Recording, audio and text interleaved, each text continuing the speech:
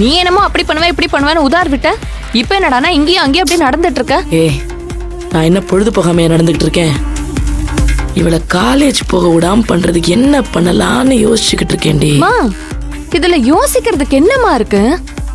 கல்யாணம் பண்ணதுக்கு அப்புறம் காலேஜுக்கு போக கூடாதுன்னு ஸ்ட்ரிக்ட்டா சொல்லுமா. லூசாடி நீ எப்படி சொல்றது அந்த மாதிரி? நீ தானம்மா இங்க எல்லாமே. நீ வச்சதாமா சட்டம். நீ சொல்றதுதான் இங்க எல்லாரும் கேட்பாங்க. அப்புறம் என்னமா இந்த வீட்டு மருமக கல்யாணம் பண்ணதுக்கு அப்புறம் காலேஜ் போக கூடாதுன்னு சொல்லு.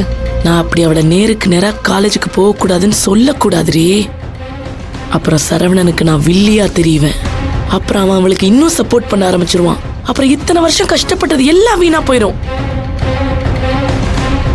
சரவணன் என்ன ஒரு நாள் கூட தப்பா நினைக்க கூடாது. அவனுக்கு நம்ம சப்போர்ட் பண்ற மாதிரியும் இருக்கணும், ஆனா அவ காலேஜும் போக கூடாது. அதான் என்ன பண்ணலாம்னு யோசிச்சுக்கிட்டு இருக்கேன். காலேஜுக்கு போன் பண்ணி இனிமே அவளை காலேஜ்ல சேர்க்காதீங்கன்னு சொல்லிட்டா எப்படி சொல்ல முடியும்? அவங்க யாருன்னு கேட்பாங்க.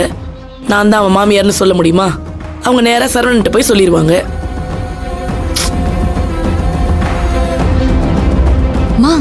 அவ காலேஜ் போற வழியில அடியாளங்களை வச்சு மடக்கி அடிக்க சொன்னா சரவணன் வந்து காப்பாத்துவான்.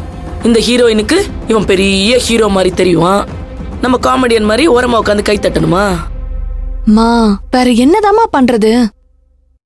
அவன் பாட்டுக்கு தாலி கட்டி கூட்டிட்டு வந்து இங்க எல்லாரையும் டார்ச்சர் பண்றான்.